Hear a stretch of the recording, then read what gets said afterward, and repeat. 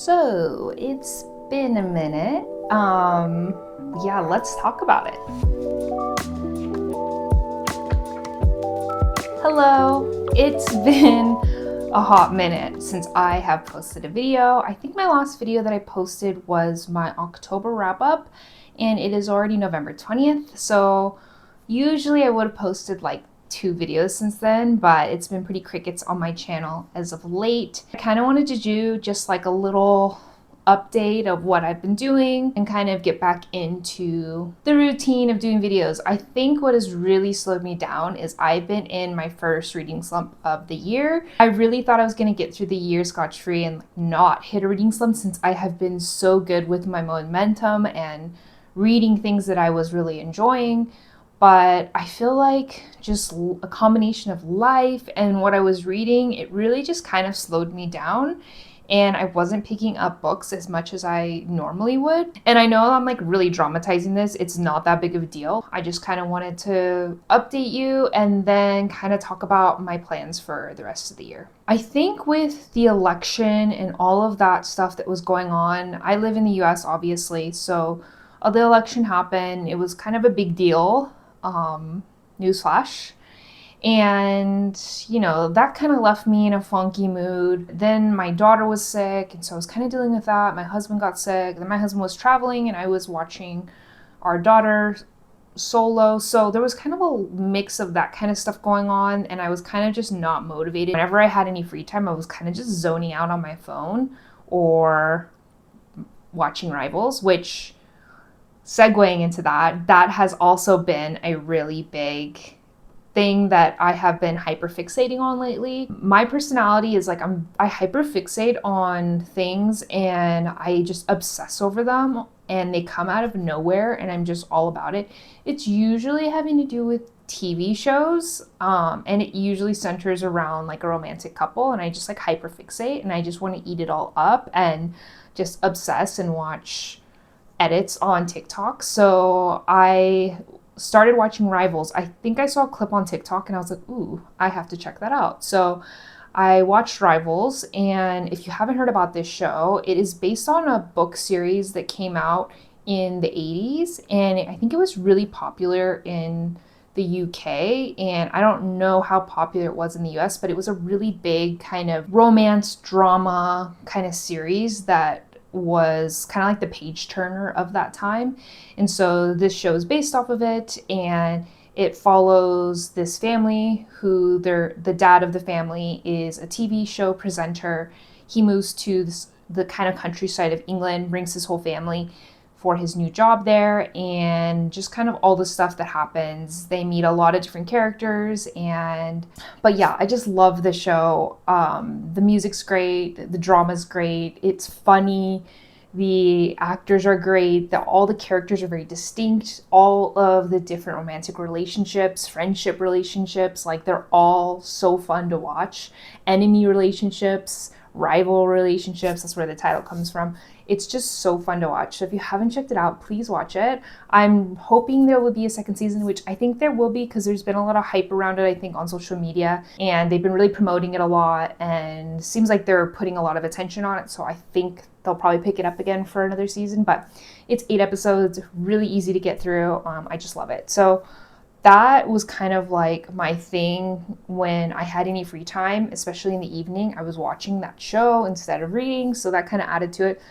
And then, yeah, like just to talk about the books that put me in a slump. And I thought they were going to be bangers. Like, I was so excited.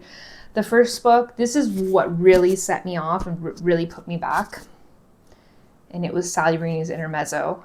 I've read Normal People and Conversations with Friends, and I enjoyed them both. I preferred Normal People over Conversations with Friends. And then her third book, Beautiful World, Where Are You? I DNF'd that years ago. I just couldn't really get into it. This is the 4th book that she has out. I was really excited about it, just like everybody. I feel like this was one of those big literary releases, hype buzzed books for the year. It's very stream of conscious, especially one of the characters. It's very stream of conscious. It's very hard to like get used to the writing style right off the bat. I remember being like 50 pages in and being like, oh no, oh no. Because not only is the writing style kind of different and kind of hard to get into, but it's also like 450 pages. So it's not a short book. I think this is her longest book to date. That really intimidated me because I was already, freaked out in the first couple chapters of how it was going. And it basically follows two brothers, two very different brothers. They are about, I think, 8 or 10 years age difference. And one is, I think, like 24 and the other's like 32.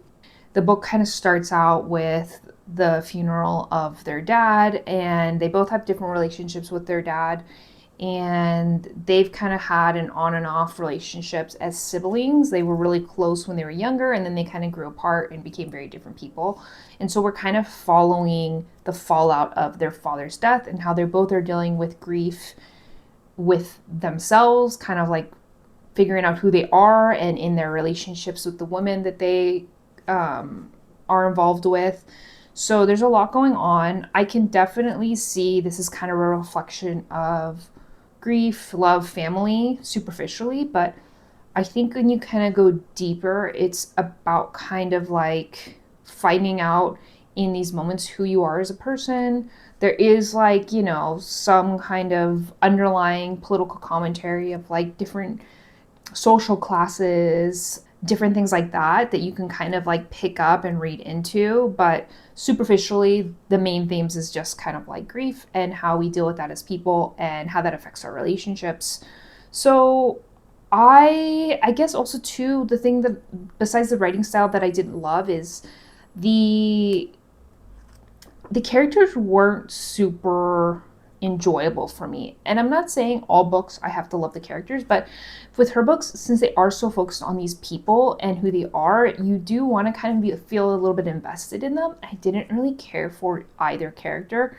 I did enjoy Peter's story, the older brother's story, more than Ivan, the younger brother's story, but I think because maybe I could relate more to Peter as the older sibling and being a little bit more in being in my 30s and him being in his 30s. But like I said, I didn't love any of the characters. I also felt like the women characters were kind of just put in there for the men to kind of bounce ideas off or bounce moments off as kind of like plot points. We didn't really get too much into the female characters, and they kind of just felt like they were in there for the male characters to develop. So and there was definitely moments where I was like, wow, that's beautiful writing. That's very Rooney-esque, and it took me forever to get through. I'm usually getting through a 300-page book in like 3 days. So like a 450 page book would take me like 4 or 5 days. I think this took me like a week and a half. And I was really trudging through it and really just forcing myself to sit down and read it. I honestly wanted to DNF it, but because I bought this brand new on like release day, I was really excited about it. I spent the money on it and I really wanted to get to the end of it and really felt kind of committed to figuring out and finishing this book, since it's not just like some other random book I picked up. It was a book I was really anticipating and wanting to see how this author kind of has developed in her writing. So I kind of pushed through. If it was any other book, any other author, I probably would have DNF'd it. So that's saying a lot. It just wasn't my style. I didn't really enjoy it, and it really, really bogged me down and slowed me down. So when I had like a show that I was really hyper fixated on, and then this book, I was obviously not choosing to read the book. I was choosing to do other things, and it just didn't do it for me, unfortunately. So that really slowed me down. I was kind of like really excited because I was like, okay, I gotta get back on my TBR for the rest of the year. And this book has been on my TBR for half a year or so. And I thought this would be a good book to kind of get me out of my slump and really get me back into it. So I picked up Jade City, and I was like, this will be totally different. It'll be fantasy, fast-paced action. And again, it just wasn't doing it for me.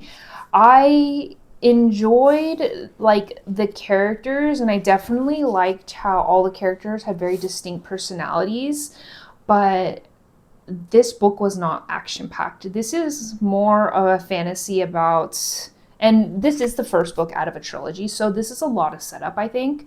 And I think the further along I get with the series, there'll be more action. But I mean, there was action scenes sprinkled throughout, but it wasn't as action packed as I thought it was going to be. And the magic system wasn't as, I don't know, wasn't as unique as I was expecting. So mostly the book is just about this trio of siblings kind of figuring out where and how they're going to carry on their family legacy, and their legacy is being threatened by other clans, and there's a power struggle going on in their city or their continent.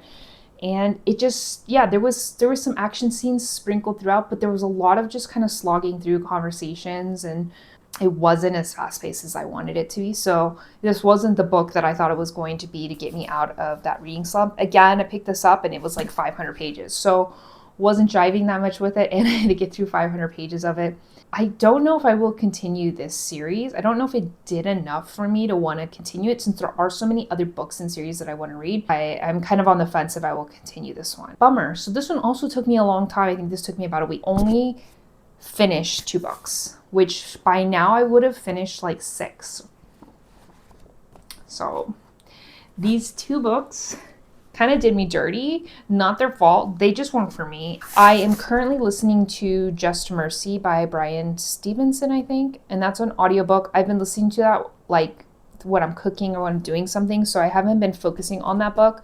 I'm about 3/4 of the way through. I'm actually really enjoying it. It's kind of about the death penalty and the Innocence Project, and how people are wrongfully accused of different crimes and are sentenced to death, and kind of argues that the death penalty shouldn't still exist in our modern, in our modern world today.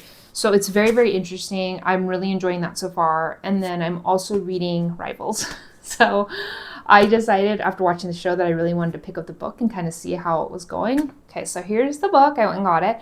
I borrowed this from the library because I wasn't sure if I was going to like the writing style, because sometimes like cheesy, gossipy, romantic books don't hit right for me. And so I was like, okay, I don't want to make the mistake of buying it if I don't like it. So I borrowed it from the library. Thankfully, I have been really, really enjoying it. So I ended up buying myself a copy. It's basically nearly 700 pages. So a little detour, because I have a lot of books that I should be reading on my TBR for the rest of this year.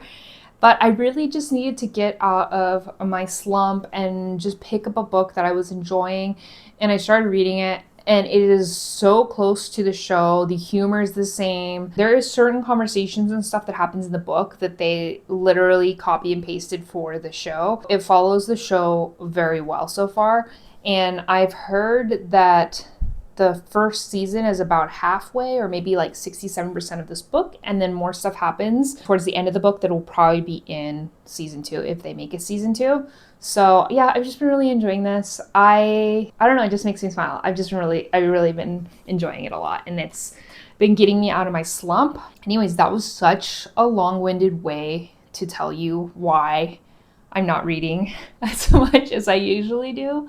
And then I kind of wanted to talk a little bit about my rest of the year plan, and then do a mini little book haul, just because I got some really fun little pickups from my library bookstore. My library has a great bookstore, and their paperbacks are 50 cents and their hardbacks are $1. So I go and peruse it every week, because a lot of the books that they sell at the bookstore are books that have been donated. They always have different books on the shelves every week. There are 3 paperbacks, so they were all 50 cents each. So it was $1.50 for all 3 of these books. The first one I found was The Art Thief. This has been on my TBR for quite some time. It's a nonfiction book, and it says, a true story of love, crime, and a dangerous obsession.